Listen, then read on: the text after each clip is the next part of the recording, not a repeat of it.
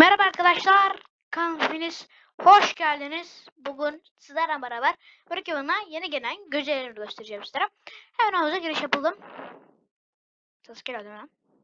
Tamamdır. Sesimiz gayet güzel geliyor arkadaşlar. En son ben ne zaman video attığımı bilmiyorum gerçekten. Ne zaman atmıştım? Bir dakika. En son ne zaman video attım arkadaşlar?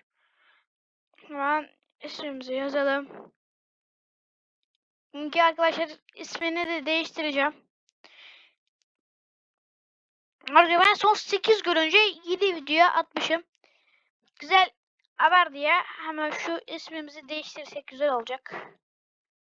Bir dakika. Bir dakika arkadaşlar.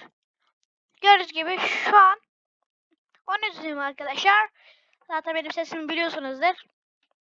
Benim bir tane daha kanalım vardı. O kanalda Efendi Arolu'ydu. O kanalda abone olmayı unutmayın. Şu an ondayım. Ondayım şu an. Evet arkadaşlar güncellememiz bu. Hemen buraya geliyoruz. Bakın buraya geliyoruz. Yine bir ev geldi. Buraya tıklıyoruz. Alta iniyoruz. Gördüğünüz gibi evimiz burası. Hemen olsun. Yükleniyor. Yükleniyor arkadaşlar. Yüklendi gördüğünüz gibi.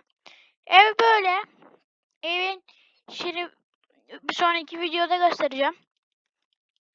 Arkadaşlar videoya like atıp abone olmayı unutmayın. Görüşmek üzere. Bay bay.